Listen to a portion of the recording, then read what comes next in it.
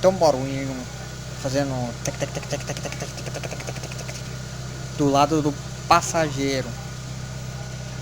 Só dentro do carro você escuta, aqui fora você não escuta. Então muita gente procura isso, mas não acha na internet. Eu vou estar mostrando. Primeiro eu soltei essa capa protetora do pneu aqui para barro. A pecinha que faz barulho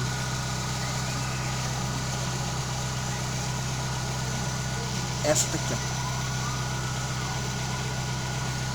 Essa grande que te traz. Essa daqui. Essa daqui que faz barulho. Ó.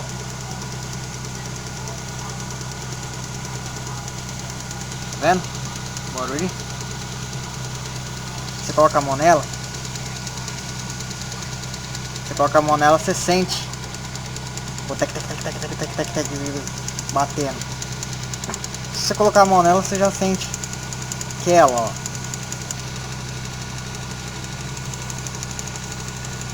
Então ela que tá com problema, então vou ter que desmontar ela aqui. Ó, ficou mais forte.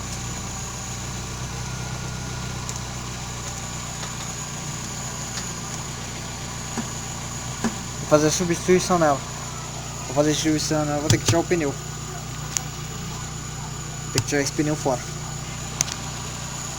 Mas tá aí, o barulho é aquela ali, ó. Não esqueça de emendar todas as mangueiras. Se desmendar, você emendar todas as mangueiras de volta.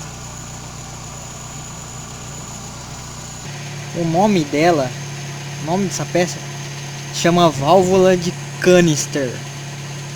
Válvula de canister. Olha lá, faz barulho, ó.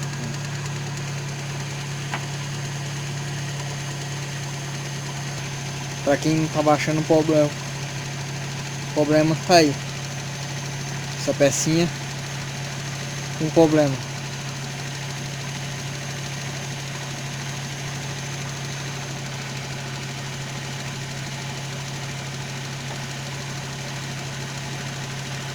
Isso aí, pessoal.